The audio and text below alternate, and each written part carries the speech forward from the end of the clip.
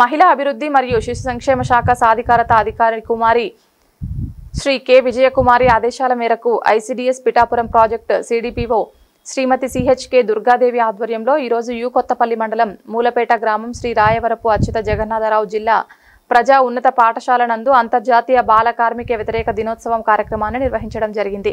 ఈ కార్యక్రమానికి అతిథులుగా జిల్లా బాలల పరిరక్షణ విభాగం counsellor B Durgarani, ICDS Pithapuram project విస్తరణ అధికారి ఎస్ లలిత నిర్మల, పాఠశాల ప్రధానోపాధ్యాయులు జి సత్యనారాయణ హాజరు కావడం జరిగింది।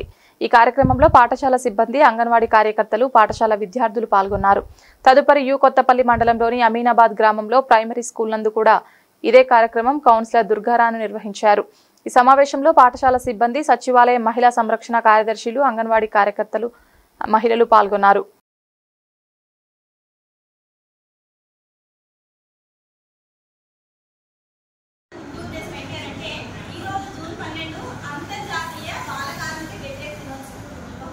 ఎవరైతే